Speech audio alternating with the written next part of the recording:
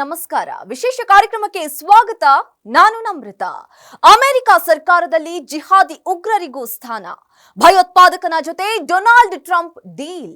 ದಾರಿ ತಪ್ಪಿದ್ದಾನ ದೊಡ್ಡಣ್ಣ, kick back ಕೊಟ್ರೆ ಓಕೆನಾ? ಪಾಕಿಸ್ತಾನವನ್ನ ಹಾಡಿ ಹೊಗಳಿದ್ದೇಕೆ ಅಮೆರಿಕ ಅಧ್ಯಕ್ಷ?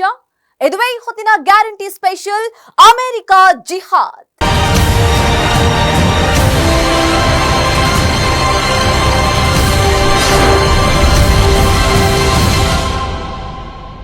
ಒಂದು ದೇಶಕ್ಕೆ ಒಬ್ಬ ವ್ಯಾಪಾರಿಯನ್ನ ಅಧ್ಯಕ್ಷನನ್ನಾಗಿ ಮಾಡಿದ್ರೆ ಹೇಗಿರುತ್ತೆ?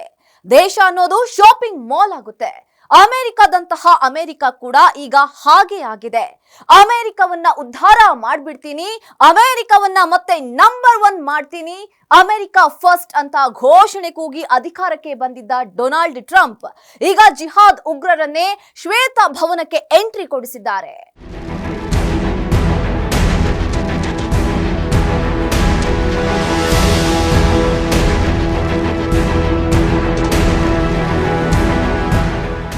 ಮಿಸ್ಟರ್ ಡೊನಾಲ್ಡ್ ಟ್ರಂಪ್ ಅಮೆರಿಕಕ್ಕೆ 2ನೇ ಬಾರಿ ಪ್ರೆಸಿಡೆಂಟ್ ಆಗಿರೋ ವ್ಯಕ್ತಿ. ಅಮೆರಿಕ ಫಸ್ಟ್ ಎನ್ನುವ ಘೋಷಣೆ ಮೊಳಗಿಸಿಕೊಂಡೇ ಅಧಿಕಾರಕ್ಕೆ ಬಂದ ಟ್ರಂಪ್ ಅಧಿಕಾರಕ್ಕೆ ಬಂದ ಕೂಡಲೇ ಆಡಿದ ಮಾತಿಗೂ ಮಾಡುತ್ತಿರೋ ಕೆಲಸಕ್ಕೂ ಒಂದಕ್ಕೊಂದು ಸಂಬಂಧವೇ ಇಲ್ಲದಂತೆ ಆಡ್ತಿದ್ದಾನೆ. ಹೌದು, ಅಮೆರಿಕ ಅಧ್ಯಕ್ಷರನ್ನ ಬಹುವಚನದಲ್ಲಿ ಕರೆದು ಗೌರವ ಕೊಡೋ ಅಗತ್ಯ ಇದೆಯಾ ಅನ್ನೋ ಅನುಮಾನ ಬರುವಂತೆ ಮಾಡ್ತಿದ್ದಾರೆ ಟ್ರಂಪ್.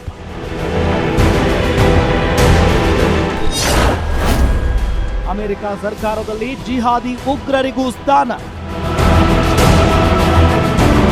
ಅರೆರೆ, ಏನಿದಲ್ಲ, ಅಮೆರಿಕ ಎಂದಾದ್ರೂ ಜಿಹಾದಿಗಳಿಗೆ ಜೈ ಅನ್ನೋಕೆ ಸಾಧ್ಯನಾ? ಜಿಹಾದ್ ಉಗ್ರರ ವಿರುದ್ಧ ಸಮರವನ್ನೇ ಸಾರಿರೋ ಅಮೆರಿಕ ಇಸ್ಲಾಮಿಕ್ ಜಿಹಾದಿ ಭಯೋತ್ಪಾದಕರನ್ನ ಸರ್ಕಾರಕ್ಕೆ ಸೇರಿಸಿಕೊಳ್ಳೋಕೆ ಸಾಧ್ಯ ಇದೆಯಾ ಅನ್ನೋ ಪ್ರಶ್ನೆಗೆ ಉತ್ತರ ಒಂದೇ, ಹೌದು ಹೌದು ಹೌದು. ಅಮೆರಿಕದ ಶ್ವೇತಭವನಕ್ಕೆ ಈಗ ಜಿಹಾದಿ ಉಗ್ರರು ಅಧಿಕೃತವಾಗಿ ಎಂಟ್ರಿ ಕೊಟ್ಟಿದ್ದಾರೆ.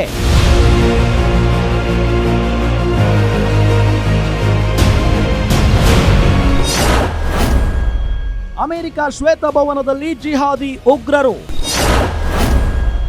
ಜಿಹಾದಿ ಉಗ್ರ ನಂಬರ್ 1 ಇಸ್ಮಾಯಿಲ್ ರಾಯರ್. ಜಿಹಾದಿ ಉಗ್ರ ನಂಬರ್ 2 ಹಮ್ಜಾ ಯೂಸುಫ್.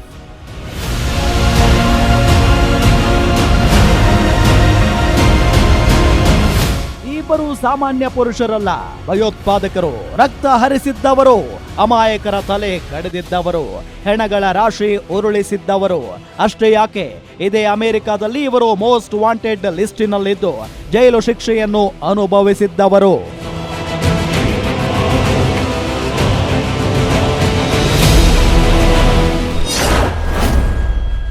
ಇಸ್ಮಾಯಿಲ್ ರಾಯರ್ ಲಷ್ಕರ್ ಇ ತಯ್ಯಬಾ ಉಗ್ರ. ಕಾಶ್ಮೀರದಲ್ಲಿ ಟೆರರಿಸ್ಟ್ ಆಕ್ಟಿವಿಟಿ. 20 ವರ್ಷ ಶಿಕ್ಷೆ, 13 ವರ್ಷಕ್ಕೆ ರಿಲೀಸ್. 13 ವರ್ಷ ಜೈಲು ಶಿಕ್ಷೆ ಅನುಭವಿಸಿದ್ದ.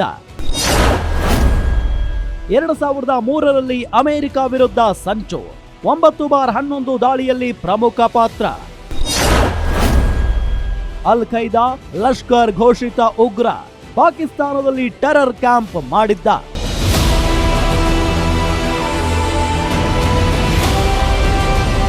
ಇದು ಕೇವಲ ಇಸ್ಮಾಯಿಲ್ ರಾಯರ್ ಕಥೆ. ಇದನ್ನ ಅಮೆರಿಕದ ನಂಬರ್ 1 ಪತ್ರಿಕೆ ವಾಷಿಂಗ್ಟನ್ ಪೋಸ್ಟ್ ಕೂಡ ವರದಿ ಮಾಡಿದೆ. ಇದು ಟ್ರಂಪ್ಗೆ ಗೊತ್ತಿಲ್ಲ ಎಂದೇನಲ್ಲ, ಗೊತ್ತಿದೆ. ಎಷ್ಟಿದ್ದರೂ ಈತನನ್ನ ಅಮೆರಿಕ ರಿಲಿಜಿಯಸ್ ಫ್ರೀಡಂ ಕಮಿಷನ್ ಸದಸ್ಯನನ್ನಾಗಿ ನೇಮಕ ಮಾಡಿದೆ ವೈಟ್ ಹೌಸ್. ಇನ್ನೊಬ್ಬನ ಕಥೆ ಕೇಳಿ.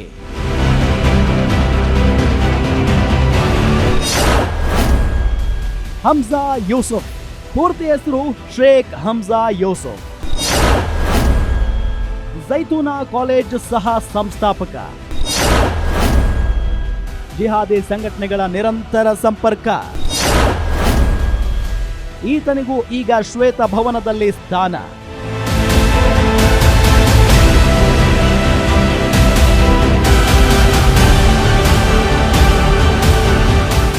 ಇವರೊಬ್ಬರ ಕಥೆಯೇ ಭಯಾನಕ. ಹೀಗಿದ್ರು ಇವರಿಗೆ ಅಮೆರಿಕ ವೈಟ್ ಹೌಸ್ನ ಅಧಿಕೃತ ಸದಸ್ಯರು, ಇವರಿಬ್ಬರಿಗೂ ಮೆಂಬರ್ಶಿಪ್ ಕೊಟ್ಟಿರುವ ವ್ಯಕ್ತಿಯ ಹೆಸರು Donald Trump. Is America president. ಹಾಗಾದ್ರೆ ಅಮೆರಿಕ ಅಧಿಕೃತವಾಗಿ ಜಿಹಾದ್ ಉಗ್ರರಿಗೆ ಮನ್ನಣೆ ಕೊಡ್ತಾ? No doubt. ಅಮೆರಿಕ ಅಧ್ಯಕ್ಷನಾಗೋಕೆ ಮುನ್ನ ಇದ್ದ ಡೊನಾಲ್ಡ್ ಟ್ರಂಪ್ ಬೇರೆ, ಅಧ್ಯಕ್ಷನಾದ ಮೇಲೆ ಕಾಣಿಸ್ತಿರೋ ಡೊನಾಲ್ಡ್ ಟ್ರಂಪ್ ಬೇರೆ. When you live in a society where the firefighters are the heroes, little kids want to be firefighters. When you live in a society where athletes and movie stars are the heroes, little kids want to be athletes and movie stars. In Palestinian society, the heroes are those who murder Jews. We can't let this continue.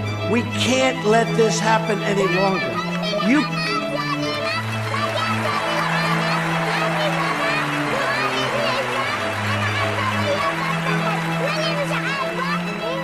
You cannot achieve peace if terrorists are treated as martyrs. Glorifying terrorists is a tremendous barrier to peace. It is a horrible, horrible way to think. It's a barrier that can't be broken. That will end, and it'll end soon, believe me.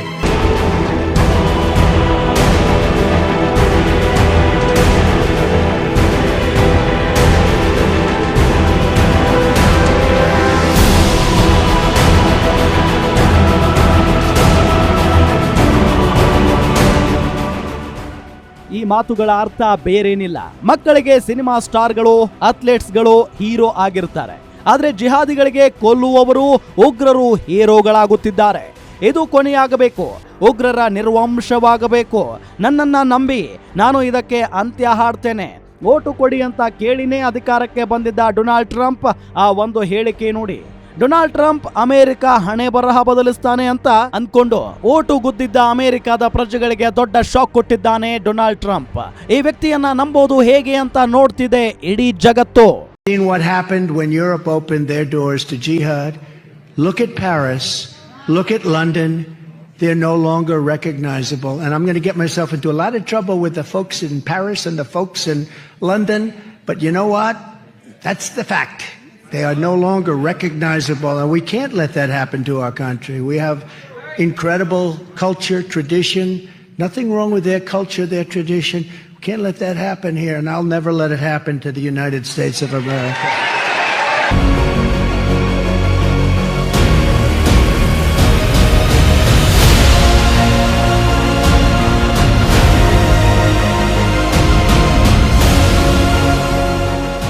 ಇದನ್ನ ಹೇಳಿದ್ದ ವ್ಯಕ್ತಿಯು Donald Trump. ಚುನಾವಣೆ ಸಮಯದಲ್ಲಿ ಹೀಗೆಲ್ಲ dialogue ಹೊಡೆದಿದ್ದ Trump, Europe ದೇಶಗಳು ಜಿಹಾದಿಗಳಿಗೆ door open ಮಾಡಿಟ್ಟುಕೊಂಡು ಕೂತಿವೆ. ಅಲ್ಲಿನ ಸಂಸ್ಕೃತಿಯೇ ಬದಲಾಗ್ತಾ ಇದೆ. ನಾನು ಅಮೆರಿಕದಲ್ಲಿ ಹಾಗೆ ಆಗಲು ಅವಕಾಶ ಕೊಡೋದಿಲ್ಲ ಅಂತ ಪ್ರತಿಜ್ಞೆ ಮಾಡಿದ್ದ.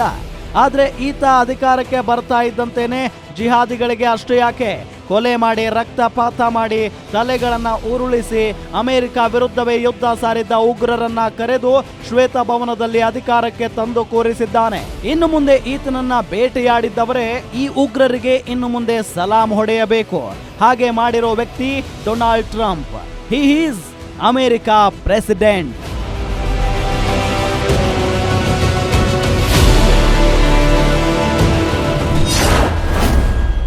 ಭಯೋತ್ಪಾದಕನ ಜೊತೆ ಡೊನಾಲ್ಡ್ ಟ್ರಂಪ್ ಡೀಲ್. ದಾರಿ ತಪ್ಪುತ್ತಿದ್ದಾನ ದೊಡ್ಡಣ್ಣ, ಕಿಕ್ ಬ್ಯಾಕ್ ಕೊಟ್ರೆ ಓಕೆನಾ? ಪಾಕಿಸ್ತಾನವನ್ನ ಹಾಡಿ ಹೊಗಳಿದ್ದೇಕೆ ಅಮೆರಿಕ ಅಧ್ಯಕ್ಷ? I talk about that just one word. Yeah. Also Pakistan. Great conversations with Pakistan. You know, we can't forget them. And because it does take two to tango. And with India, I felt very certain. And with Pakistan, I also talked about trade. Oh, they would love to trade. They would love to trade. You know, they're brilliant people. They make incredible products. And we don't do much trading with them. And yet I have a good relationship I have a good relationship with a lot of people that you wouldn't believe. But I stopped that war. That was going to be a nuclear war, I think, or close. Very close. You were right there. Yeah. And now everyone's happy. In fact, I told my people, call them up. Let's start trading immediately because I'm a man of my word.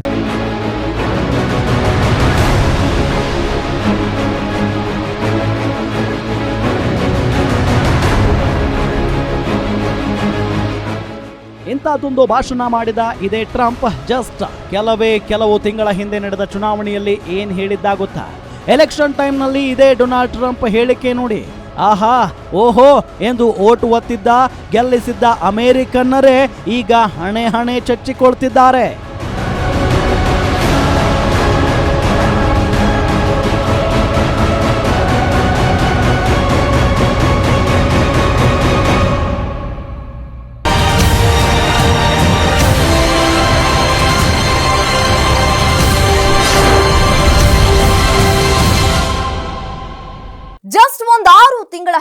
ಪಾಕಿಸ್ತಾನದಂತಹ ದರಿದ್ರ ದೇಶ ಇನ್ನೊಂದಿಲ್ಲ. ನಾನ್ ಗೆದ್ರೆ ಪಾಕಿಸ್ತಾನದ ಬಾಲ cut ಮಾಡ್ಬಿಡ್ತೀನಿ, ನನ್ನನ್ನ ನಂಬಿ vote ಕೊಡಿ ಅಂತ ಕೇಳಿದ್ದ ಇದೇ ಡೊನಾಲ್ಡ್ ಟ್ರಂಪ್ ಅಮೆರಿಕ ಪ್ರೆಸಿಡೆಂಟ್ ಆದ ಕೆಲವೇ ದಿನಕ್ಕೆ ಉಲ್ಟಾ ಹೊಡೆದಿದ್ದು ಯಾಕೆ? Just business. ಹಾಗಂತ ಅಮೆರಿಕ ಬಿಸ್ನೆಸ್ ಅನ್ಕೊಳ್ಳೋ ಹಂಗೂ ಇಲ್ಲ. ಇದು just Trump family business, that's all. The next pillar of our new strategy is to change the approach and how to deal with Pakistan. We can no longer be silent about Pakistan's safe havens for terrorist organizations, the Taliban, and other groups that pose a threat to the region and beyond. Pakistan has much to gain from partnering with our effort in Afghanistan. It has much to lose by continuing to harbor criminals and terrorists. In the past, Pakistan has been a valued partner. Our militaries have worked together against common enemies. The Pakistani people have suffered greatly from terrorism and extremism. We recognize those contributions and those sacrifices. But Pakistan has also sheltered the same organizations that try every single day to kill our people. We have been paying Pakistan billions and billions of dollars. At the same time, they are housing the very terrorists that we are fighting. But that will have to change, and that will change immediately. No partnership can survive a country's harboring of militants and terrorists who target U.S. service members and officials. It is time for Pakistan to demonstrate its commitment to civilization, order, and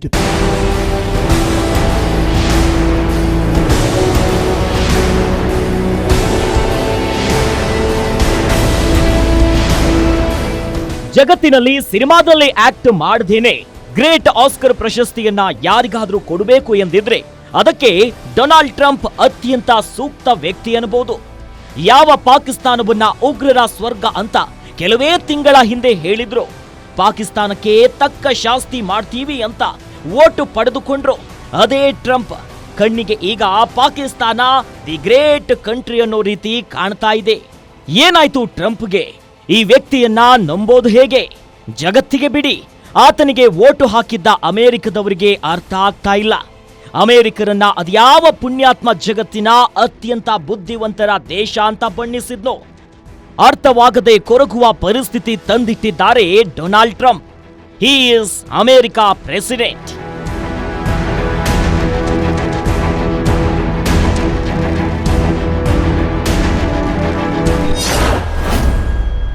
ಭಯೋತ್ಪಾದಕರ ಜೊತೆ America ಅಧ್ಯಕ್ಷ. ಪಾಕ್ ಹೊಗಳುವುದರ ಹಿಂದೆ personal agenda.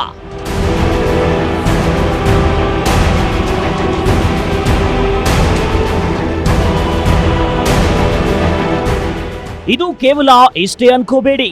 ಈ ಕಾರಣಕ್ಕಾಗಿನೇ America ಅಧ್ಯಕ್ಷ ಪಾಕಿಸ್ತಾನ ಭಾರತ ವಿಚಾರದಲ್ಲಿ ಮೂಗು ತೋರಿಸಿದ್ನ. ಈ ಕಾರಣಕ್ಕಾಗಿನೇ Trump hidden deal ಮಾಡಿದ್ನ ಗೊತ್ತಿಲ್ಲ. ಆದ್ರೆ ಈತ ನಡೆಸ್ತಾ ಇರೋದು ಅಮೆರಿಕ ಅನ್ನೋ ಜಗತ್ತಿನ ಶ್ರೀಮಂತ ರಾಷ್ಟ್ರವನ್ನಂತೂ ಅಲ್ಲ. ಕೇವಲ ತನ್ನ ಬಿಸ್ನೆಸ್ ಅನ್ನೋದಕ್ಕೆ ಕಾರಣಗಳು ಸಿಗ್ತಾ ಇವೆ. ಏನು ಗೊತ್ತಾ, ಪಾಕಿಸ್ತಾನವನ್ನ ಇಷ್ಟೆಲ್ಲ ಹಾಡಿ ಹೊಗಳ್ತಾ ಇರೋದ್ರ ಹಿಂದೆ ಇರೋದು ಅಮೆರಿಕದ ಹಿತಾಸಕ್ತಿಯಲ್ಲ, ಟ್ರಂಪ್ ಪರ್ಸನಲ್ ಅಜೆಂಡಾ. ಏನಿದು ಪರ್ಸನಲ್ ಅಜೆಂಡಾ ಅಂದ್ರ,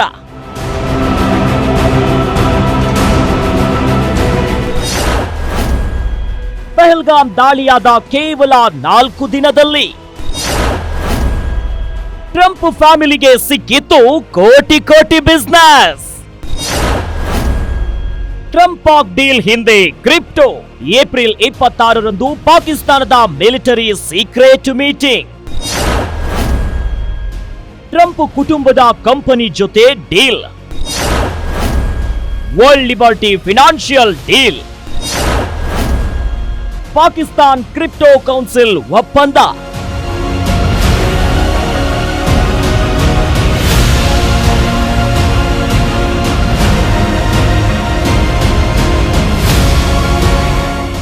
ಹೌದು, ಏಪ್ರಿಲ್ 26ನೇ ತಾರೀಕು ಪಾಕಿಸ್ತಾನದ ಮಿಲಿಟರಿ ಜನರಲ್ ಜೊತೆ ಒಂದು ಮೀಟಿಂಗ್ ಆಗುತ್ತೆ.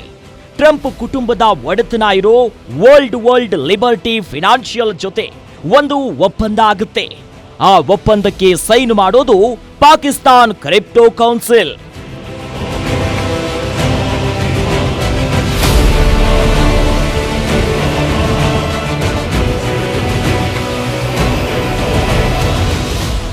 ಆ ಒಪ್ಪಂದದ ಸ್ಟೋರಿ ಏಪ್ರಿಲ್ 27ರಂದೇ ಪಾಕಿಸ್ತಾನದ ಪತ್ರಿಕೆಗಳಲ್ಲಿ ವರದಿಯಾಗುತ್ತೆ. ಎಲ್ಲದಕ್ಕೂ ಕಾರಣವಾಗುವುದು ಟ್ರಂಪ್. ಎಲೆಕ್ಷನ್ಗೆ ಮುನ್ನ ಪಾಕ್ ವಿರುದ್ಧ ಬುಸುಗುಟ್ಟಿದ್ದ ಒಂದು ಹೇಳಿಕೆ ಅನ್ನೋದು ಜಗತ್ತಿಗೆ ಗೊತ್ತಾಗಿದ್ದ ಸತ್ಯ. ಇದೆಲ್ಲ ಏಪ್ರಿಲ್ 26ರಂದೇ ಆಗುತ್ತೆ. ಇದೆಲ್ಲ ಆಗೋದು ಪಹಲ್ಗಾಮ್ ಅಟ್ಯಾಕ್ ಆದ ಜಸ್ಟ್ 4 ದಿನಗಳ ಅಂತರ ಅನ್ನೋದು ವಿಚಿತ್ರ. ಕಾಕತಾಳೀಯ ಅನ್ನೋದಕ್ಕೆ ಸಾಧ್ಯವೇ ಇಲ್ಲ. ಟ್ರಂಪ್ ಮಾತಿನ ವರಸೆ ದಿನಕ್ಕೂ ಬದಲಾಗ್ತಾ ಇರೋದು ಈ ಕಾರಣಕ್ಕೆ.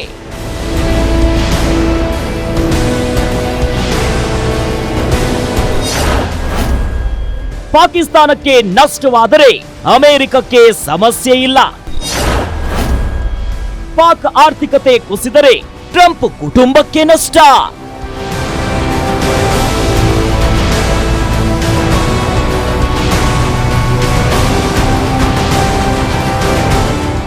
ಸಿಂಪಲ್ ಆಗಿ ಹೇಳಬೇಕಂದ್ರೆ ಅಮೆರಿಕಕ್ಕೆ ಪಾಕಿಸ್ತಾನ ಸರ್ವನಾಶ ಆದ್ರೆ ಯಾವ ಲಾಭನೂ ಇಲ್ಲ, ನಷ್ಟನೂ ಇಲ್ಲ. ಆದ್ರೆ ಪಾಕಿಸ್ತಾನದ ಆರ್ಥಿಕತೆ ಕುಸಿದ್ರೆ, ಯುದ್ಧ ಆಗಿಯೇ ಕಂಟಿನ್ಯೂ ಆದ್ರೆ ಅಮೆರಿಕಕ್ಕಿಂತ ಹೆಚ್ಚಾಗಿ ನಷ್ಟವಾಗೋದು ಟ್ರಂಪ್ ಕಂಪನಿಗೆ. ಹೀಗಾಗಿನೇ ಅಮೆರಿಕಕ್ಕೆ ಇರೋ ಜಾಗತಿಕ ಪ್ರಭಾವವನ್ನ ಬಳಸಿಕೊಂಡು ಸುಖ ಸುಮ್ಮನೆ ಪಾಕಿಸ್ತಾನವನ್ನ ಹಾಡಿ ಹೊಗಳ್ತಾ ಇರೋದು ಅಂತಿವೆ ಅಮೆರಿಕದ ಮಾಧ್ಯಮಗಳು. ಪರ್ಸನಲ್ ಲಾಭಕ್ಕಾಗಿ ದೇಶದ ಹಿತಾಸಕ್ತಿಯನ್ನ ಬಲಿ ಕೊಡ್ತಿರೋದು, ಪರ್ಸನಲ್ ಲಾಭಕ್ಕಾಗಿ ತಾನೇ ಹೇಳಿದ್ದ ಮಾತಿಗೆ ಉಲ್ಟಾ ನಡ್ಕೊಳ್ತಾ ಇರೋದು ಅದೇ ಕಾರಣಕ್ಕೆ. ಪಾಕಿಸ್ತಾನದ ಆರ್ಥಿಕತೆಗೆ ಪ್ರಾಬ್ಲಮ್ ಆಗದೆ ಹೋದ್ರೆ ಟ್ರಂಪ್ ಫ್ಯಾಮಿಲಿಯ ಕಂಪನಿಗೆ ಲಾಭ. ಅದೇ ಕಾರಣಕ್ಕೆ ಟ್ರಂಪ್ ತನ್ನಿಂದ ಸಾಧ್ಯ ಇದ್ರೂ ಕೂಡ ವಿಶ್ವಸಂಸ್ಥೆಯ ಅನುದಾನವನ್ನ ಪಾಕಿಸ್ತಾನಕ್ಕೆ ಕೊಡಿಸಿದ್ದು. ಯಾಕಂದ್ರೆ ಅವನು Donald Trump, he is America president.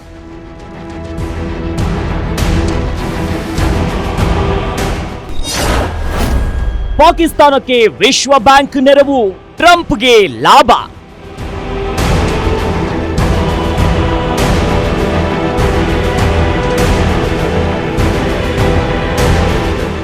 Bharat ಏನಾದ್ರೂ ಮಾಡ್ಕೊಳ್ಳಿ, ಅಮೆರಿಕವು ಹಾಳಾಗಿ ಹೋಗ್ಲಿ, ತನ್ನ ಕಂಪನಿಗೆ ಲಾಭ ಆಗ್ತಾ ಇದ್ರೆ ಅಷ್ಟೇ ಸಾಕು ಅನ್ನೋ ಲೆವೆಲ್ಗೆ ಬಂದು ಬಿಟ್ಟಿದ್ದಾನೆ ಡೊನಾಲ್ಡ್ ಟ್ರಂಪ್.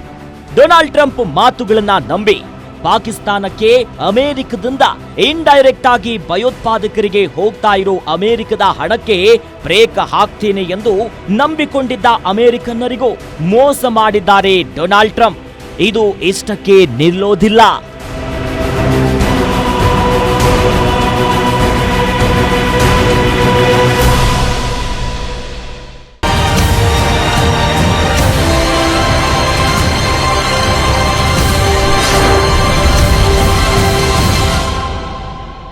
ದುಡ್ಡು ಕೊಟ್ರೆ ಲಾಭ ಮಾಡ್ಕೊಟ್ರೆ ಎಲ್ಲ ಓಕೆ, ಇದು ಪಕ್ಕ ವ್ಯವಹಾರಸ್ಥ ಟ್ರಂಪ್ ಗುಣ. ಅದನ್ನ ಆತ ಸಿರಿಯಾ ಅಧ್ಯಕ್ಷನ ವಿಷಯದಲ್ಲೂ ಮಾಡಿದ್ದಾನೆ. ಜಸ್ಟ್ 6 ತಿಂಗಳ ಹಿಂದೆ ಭಯೋತ್ಪಾದಕನಾಗಿದ್ದವನ ಜೊತೆ ಟ್ರಂಪ್ ಕೈ ಕುಲುಕಿದ್ದಾರೆ. ಭಾರತದ ಪರ ನಿಂತರೆ ಪಾಕ್ ಜೊತೆ ವ್ಯವಹಾರ ಬಂದ್. ಪಾಕ್ ಜೊತೆ ವ್ಯವಹಾರ ಬಂದ್ ಆದ್ರೆ ಅಮೆರಿಕಕ್ಕೆ ಲಾಭವಿಲ್ಲ. ಆರ್ಥಿಕ ದಿಗ್ಬಂಧನ ಹೇರಿದರೆ ಟ್ರಂಪ್ ಪುತ್ರನಿಗೆ ದೊಡ್ಡ ನಷ್ಟ.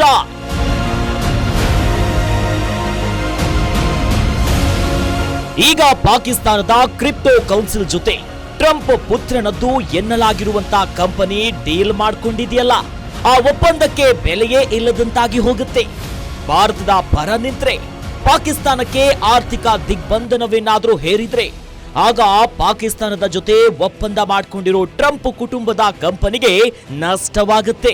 ಅದು ಜಗತ್ತಿಗೆ ಗೊತ್ತಾದ್ರೆ ಆಗ ಟ್ರಂಪ್ ಕುಟುಂಬದ ಕಂಪನಿಯ ಷೇರುಗಳ ರೇಟು ಪಾತಾಳಕ್ಕೆ ಬೀಳುತ್ತೆ. ಪಾಕಿಸ್ತಾನದ ಆರ್ಥಿಕತೆ ಇನ್ನಷ್ಟು ಕುಸಿದು ಡಾಲರ್ ಬೆಲೆ ಕುಸಿದರೆ ಪಾಕಿಸ್ತಾನದಿಂದ ಬರೋ ಲಾಭಕ್ಕೆ ಹೊಡೆತ ಬೀಳುತ್ತೆ. ಟ್ರಂಪ್ ಲೆಕ್ಕಾಚಾರ ಇಷ್ಟೇ, ಆತ ತನ್ನ ಯಾವುದೇ ಹೆಜ್ಜೆಯನ್ನು ಅಮೆರಿಕ ಅಧ್ಯಕ್ಷನಂತೆ ಯೋಚಿಸಿಲ್ಲ. ಜಸ್ಟ್ ತನ್ನ ಕುಟುಂಬದ ಕಂಪನಿಯ ಮ್ಯಾನೇಜಿಂಗ್ ಡೈರೆಕ್ಟರ್ ಆಗಿ ಮಾತ್ರ ಯೋಚನೆ ಮಾಡಿದ್ದಾನೆ. ಇದು ಅಮೆರಿಕದ ಪತನ ಆರಂಭ ಅಂತ ಪೆಂಟಗನ್ ಅಧಿಕಾರಿಗಳೇ ಎಚ್ಚರಿಕೆ ಕೊಟ್ಟಿದ್ದಾರೆ.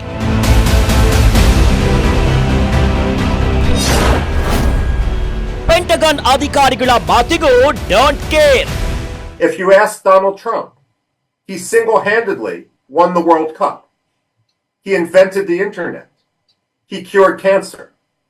The fact of the matter is, Indians should be more like Americans in this regard and not take Donald Trump literally. The man is a braggart and a blowhard. But behind that bravado, what he's signaling is the United States was helping mediate. Where I think Donald Trump made a very bad mistake, however, by suggesting that he would use trade to compel a ceasefire. ಹೀಗೆ ಹೇಳ್ತಾ ಇರೋದು Michel Ruben. Trump ನನ್ನ India serious ಆಗಿ ತಗೊಳ್ಳೋ ಅಗತ್ಯ ಇಲ್ಲ ಅನ್ನೋ Ruben, ಆತ ತಿನ್ನೋದು ಸಕ್ಕರೆ, ಬಾಲ ಅಲ್ಲಾಡಿಸುವ ನಾಯಿ ಅಂತಾರೆ.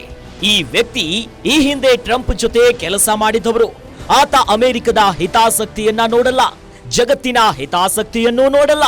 ಆತ ಕೇವಲ ತನ್ನ ವ್ಯವಹಾರ ನೋಡ್ಕೊಳ್ತಾನೆ ಅನ್ನೋ ರುಬಿನ್ ಪಹಲ್ಗಾಮ್ ಅಟ್ಯಾಕ್ ನಂತರ ಭಾರತ ಮಾಡಿದ್ದೇ ಸರಿ ಅಂತಾರೆ.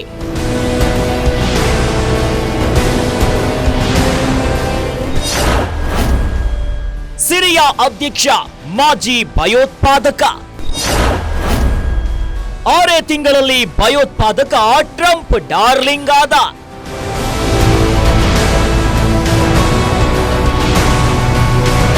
ಈತನ ಹೆಸರು ಅಹಮದ್ ಅಲ್ ಶರಾ.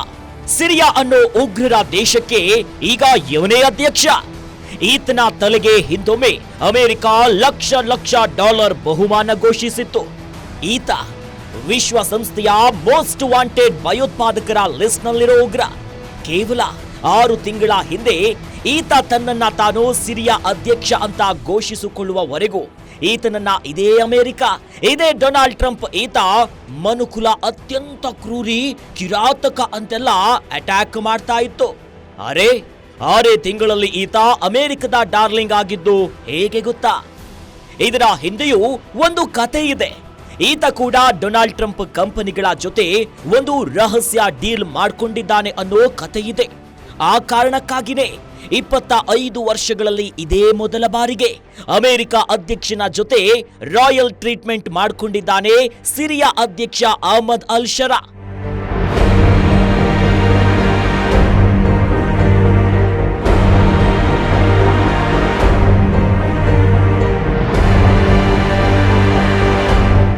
ಡೊನಾಲ್ಡ್ ಟ್ರಂಪ್ ಮಾಡೋದು ಕೇವಲ ಬಿಸ್ನೆಸ್, ಜಸ್ಟ್ ಡರ್ಟಿ ಬಿಸ್ನೆಸ್.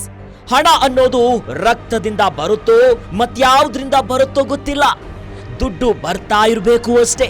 ಇಲ್ಲ ಅಂದ್ರೆ ಅಮೆರಿಕದ ಮೇಲೆ ಯುದ್ಧ ಸಾರಿರೋ ಭಯೋತ್ಪಾದಕ ಅಬು ಅಹಮದ್ ಅಲ್ ಜುಲಾನಿ ಜೊತೆ ಡೀಲ್ ಮಾಡೋಕೆ ಸಾಧ್ಯನಾ ಅಂತ ಪ್ರಶ್ನೆ ಮಾಡಿದ್ದಾರೆ ಅಮೆರಿಕನ್ಸ್.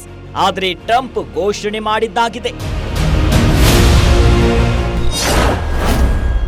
ಸಿರಿಯಾ ಮೇಲೆ ಹೇರಿದ್ದ ನಿರ್ಬಂಧ ಎಲ್ಲ ಕ್ಲಿಯರ್. ಉಗ್ರನ ಮೇಲಿದ್ದ ಎಲ್ಲಾ ಕೇಸುಗಳು ಖತಮ್. ಅಷ್ಟೇ, ಟ್ರಂಪ್ ಬಿಸ್ನೆಸ್ ಮಾತನಾಡ್ತಾ ಇದೆ. ಆ ಬಿಸ್ನೆಸ್ ನ ಫಲವಾಗಿ ಅಮೆರಿಕದ ಶ್ವೇತ ಭವನಕ್ಕೆ ಜಿಹಾದಿ ಉಗ್ರರು ಡೈರೆಕ್ಟ್ ಎಂಟ್ರಿ ಕೊಟ್ಟಿದ್ದಾರೆ. ಪಾಕಿಸ್ತಾನದ ನಾಚಿಕೆ ಮಾನ ಮರ್ಯಾದೆ ಇಲ್ಲದ ರೋಗಿಷ್ಠ ದೇಶವನ್ನ ಅಮೆರಿಕ ದಿ ಗ್ರೇಟ್ ಕಂಟ್ರಿ ಅಂತ ಹೊಗಳುತ್ತೆ. ಪಾಕಿಸ್ತಾನದ ಸರ್ವನಾಶ ಬಯಸಿ ಬಾಂಬುಗಳನ್ನ ಉಡಾಯಿಸುತ್ತಿದ್ದ ಉಗ್ರಗಾಮಿಯೊಬ್ಬ ಅಮೆರಿಕದ ಅಧ್ಯಕ್ಷನ ಜೊತೆ ಶೇಕ್ ಹ್ಯಾಂಡ್ ಮಾಡ್ತಾನೆ. ಅಮೆರಿಕದಲ್ಲಿದೀಗ ಜಿಹಾದ್ ಅಧಿಕೃತವಾಗಿ ಎಂಟ್ರಿ ಕೊಟ್ಟಿದೆ.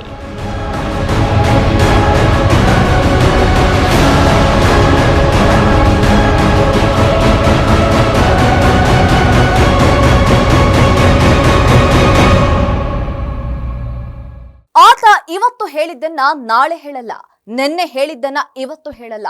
ಆತನ ಮಾತು ನಂಬೋಕ್ಕಾಗಲ್ಲ. ಎಂತಹ ದಿಕ್ಕು ದೆಸೆ ದೂರದೃಷ್ಟಿ ಇಲ್ಲದ ಟ್ರಂಪ್ ಹುಚ್ಚಾಟದ ಪರಿಣಾಮ ಈಗ ಅಮೆರಿಕದ ಶ್ವೇತ ಭವನಕ್ಕೆ ಜಿಹಾದಿಗಳು ಎಂಟ್ರಿ ಕೊಡೋ ಹಾಗಾಗಿದೆ. ಇದುವೇ ಈ ಹೊತ್ತಿನ ಗ್ಯಾರಂಟಿ ಸ್ಪೆಷಲ್. ನೋಡ್ತಾ ಇರಿ ಗ್ಯಾರಂಟಿ ನ್ಯೂಸ್, ಸುದ್ದಿ ಖಚಿತ, ನ್ಯಾಯ ನಿಶ್ಚಿತ.